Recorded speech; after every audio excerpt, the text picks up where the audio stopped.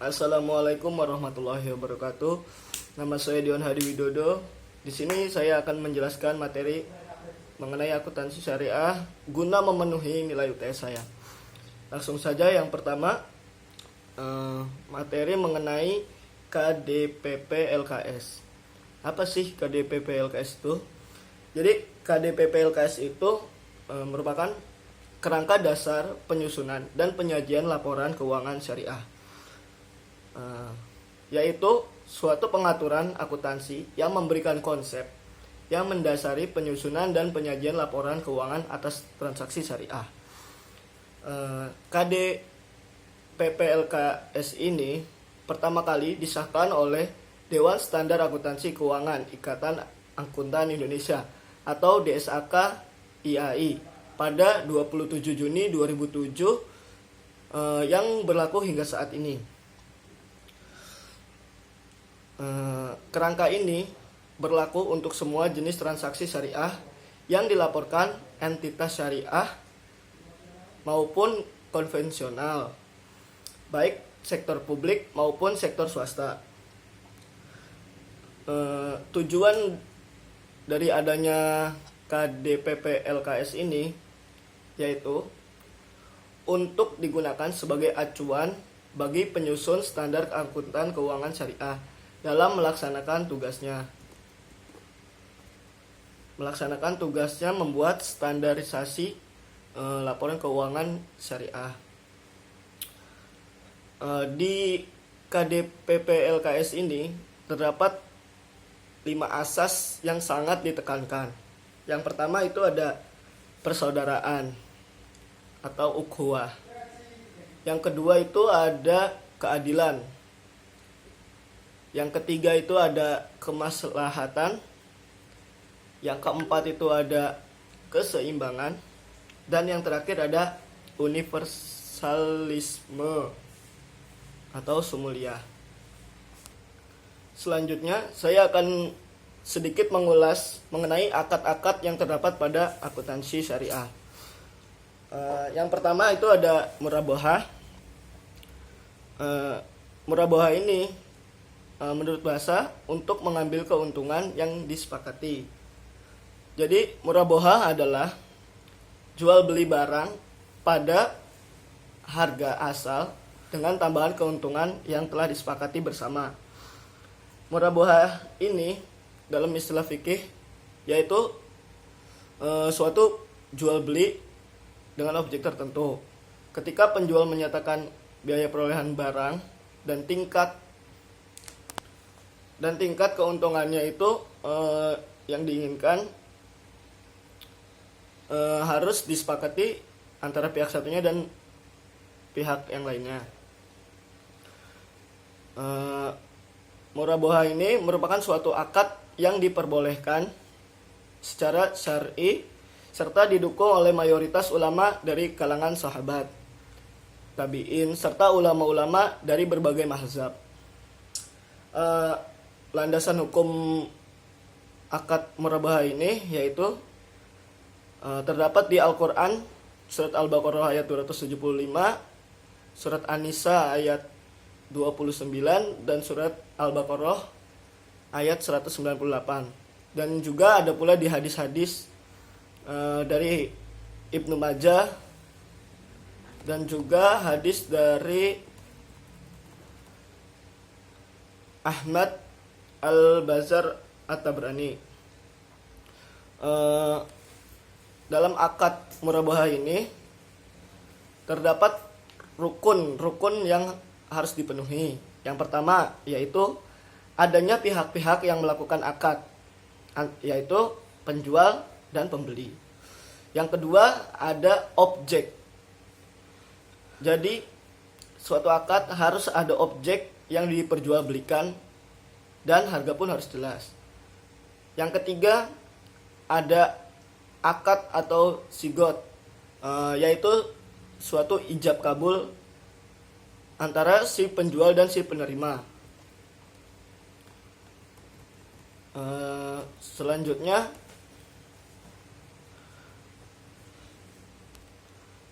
akad salam. Akad salam ini yaitu suatu akad jual beli barang yang harus dipesan terlebih dahulu dengan pengiriman barang itu di kemudian hari, dan boleh dibayar terlebih dahulu maupun di kemudian hari juga boleh pada saat barang itu sampai atau diterima oleh si pembeli. Kemudian syarat-syarat dalam akad itu ada 6. Yang pertama itu ada jenis diketahui dengan spesifik. Jadi jenis yang diketahui dengan spesifik itu kita sebagai pembeli itu harus mengetahui spesifikasi barang tersebut. Lalu yang kedua ada karakteristik sifat diketahui. Jadi ya jenis-jenis itu harus kita ketahui, barang-barang tersebut jenisnya seperti apa dan bagaimana. Dan yang ketiga ada jumlah diketahui. Ketika kita membeli, kita harus mengetahui jumlah yang harus dibeli dan jumlah yang kita pesan itu nanti pada saat datang itu berapa. Lalu yang keempat ada waktu yang ditunda-tunda. Jadi di sini pembeli dan penjual itu biasanya menyepakati waktu yang ditentukan oleh kedua belah pihak tersebut. Jadi posisi pembeli ini harus mengerti, semisal ada terjadi kendala atau seperti apa, harus mengerti waktu yang ditunda-tunda itu. Selanjutnya ada harga yang diketahui. Balik lagi tadi seperti yang saya bilang, ketikanya kita ingin membeli barang, kita harus mengetahui harga yang akan dibeli. Dan yang terakhir ada transportasi barang memiliki biaya. Jadi transportasi barang memiliki biaya tersebut merupakan pengiriman atau jasa yang mengantarkan barang kita untuk sampai ke kita. Menurut saya akad salam ini harusnya dan lebih tepatnya dibayar di tempat akad pembayaran yang dilakukan terlebih dahulu. Jadi sang penjual ini kesannya atau menurut pendapat saya itu memiliki hutang kepada si pembeli. Jadi kita harus mengetahui ukuran-ukuran atau barang yang akan kita beli ataupun apa sajalah yang berkaitan dengan barang yang kita beli tersebut. Akad salam ini dilandasi hukum pada surat Quran, di Al-Quran surat Al-Baqarah ayat 282. Yang selanjutnya itu ada akad istisna. Akad istisna itu adalah suatu akad jual beli dalam bentuk pesanan pembuatan barang tertentu dengan kriteria dan persyaratan tertentu yang telah disepakati antara pemesan dan penjual. Landasan hukum pada akad istisna ini itu hampir sama atau mirip dengan akad salam, yaitu jual beli yang tidak ada barangnya ketika akad itu berlangsung, seperti itu. Jadi kalau menurut saya akad istisna ini sebagai contoh seperti kita melakukan pembelian open pre-order. Jadi posisinya kita telah memberi membayar uang untuk membeli barang tersebut, tetapi barang tersebut akan tiba atau ada di kemudian hari, seperti itu. Dan yang terakhir itu ada transaksi-transaksi yang dilarang dalam Islam. Di sini saya mendapatkan 11 transaksi yang dilarang dalam Islam. Yang pertama itu ada maisir. Apa sih maisir itu? Jadi maisir itu merupakan bentuk permainan yang mengandung unsur taruhan, dengan disepakati bahwa pihak yang menang akan mendapatkan hasil dari taruhan tersebut, dan yang kalah mengalami kerugian karena sebelumnya telah disepakati bahwa yang menang akan mendapatkan uang itu dan yang kalah akan rugi. Gitu. Yang kedua ada garar. Garar ini suatu transaksi yang mengandung unsur ketidakjelasan sehingga dapat diartikan bahwa si pembeli tidak mengetahui secara pasti apa yang dibelinya. Dan bagi si penjual tidak mengetahui apa juga yang dia beli, yang dia jual secara pasti. Selanjutnya yang ketiga ada tadlis. Tadlis yaitu salah satu transaksi dengan cara menyembunyikan informasi dari pihak lainnya sehingga menimbulkan keuntungan kepada satu pihak saja si penjual tersebut dan merugikan pihak yang lain. Contoh seperti saya menjual barang milik teman saya karena teman saya itu melakukan ibaratnya reseller. Saya ikut membantu menjualkan, tetapi barang tersebut ternyata dari teman saya itu dia ngomong ke saya bahwa barang tersebut ada minusnya. Contoh HP lah, ada minusnya retak atau apa sedikit. Tetapi saya melakukan pemasaran barang tersebut dilebih-lebihkan, seperti nggak ada minus atau bagaimana gitu. Dan selanjutnya ada riba. Riba dapat diartikan sebagai mengambil untung atau lebih dari suatu akad pada saat transaksi itu dilakukan, dan itu sangat bertentangan dengan syariat Islam. Jenis riba digolongkan menjadi 4, yaitu ada riba fadl, riba nasi'ah, riba qard, dan riba jahiliyah. Riba fadl itu terjadi pertukaran antara barang sejenis, takaran sejenis barang, namun takarannya berbeda.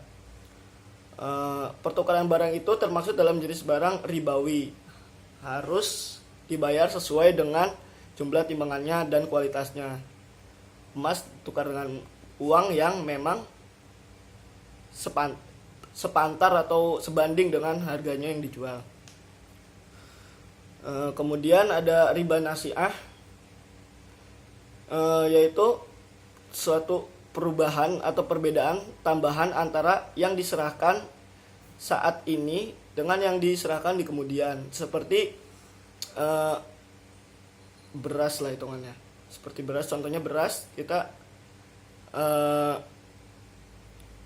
kita telah menimbang secara benar, akan tetapi pada saat di kemudian hari beras tersebut dikurangi oleh kita ataupun dari pihak yang ikut mengelola atau menjual barang yang kita jual. Selanjutnya ada riba qard, yaitu tambahan tertentu yang diisyaratkan kepada yang berhutang pada saat melakukan transaksi di awal. Yang terakhir itu ada transaksi riba jahiliyah.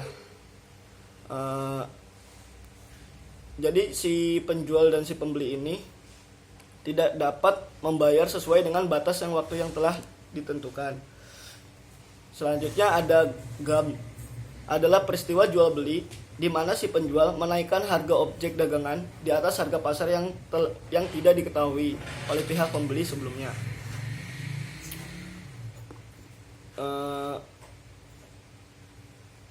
Gaben ini dibagi menjadi 2, yaitu gaben kalil dan gaben fahis. Gaben kalil itu harga barang tidak terlalu jauh dengan harga yang telah ditawarkan sebelumnya, dan gaben fahis ini perbedaan harga yang ditawarkan di awal dan ketika ingin dibeli itu sangat signifikan atau berbeda jauh.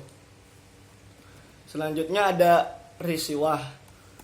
Risiwah adalah suatu transaksi atau perbuatan yang memberi sesuatu kepada pihak lainnya padahal bukan haknya. Juga dikenal sebagai istilah seperti suap menyuap, seperti itu. Selanjutnya ada bai najasi. Jadi bai najasi ini adalah suatu manipulasi permintaan.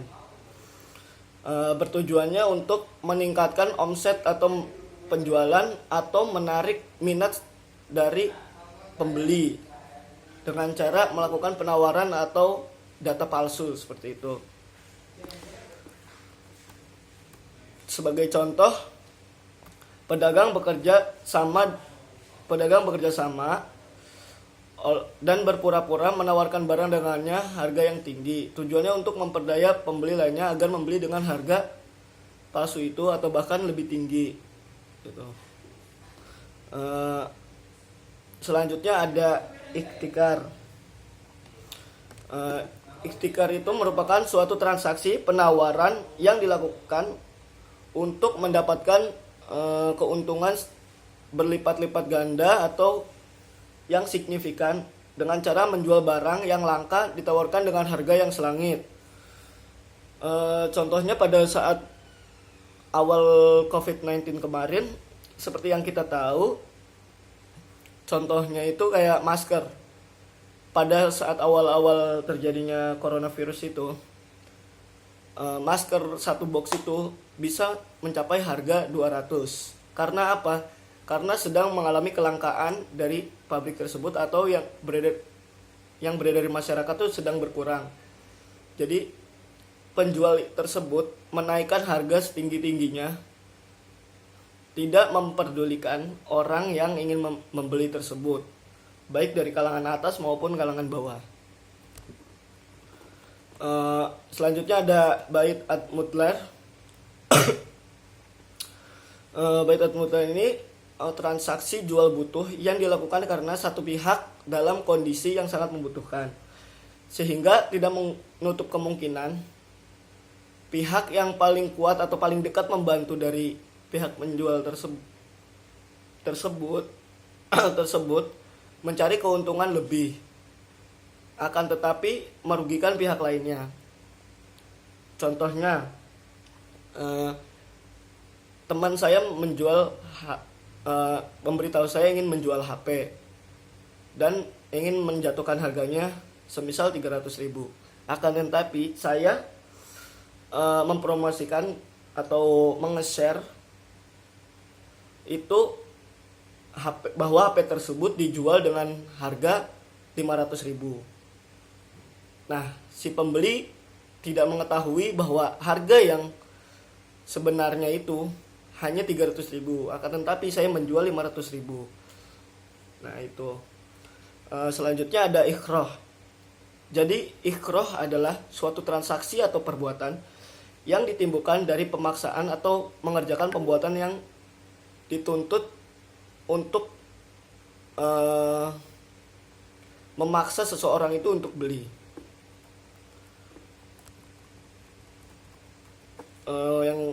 Yang terakhir ada ta'aluk. Ta'aluk itu merupakan suatu akad pertama tergantung dengan akad yang kedua. Hal ini tentu menimbulkan kerancuan karena rukun akad itu objek akad sehingga menjadi tidak sah. Contohnya seperti saat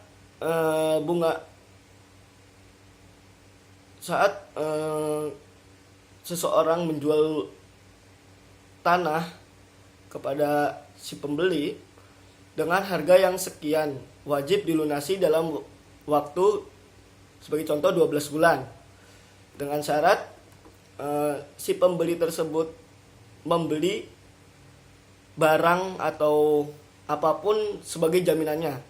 Contohnya saya ingin menjual tanah,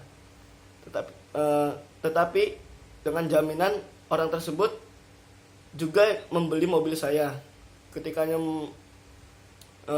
tidak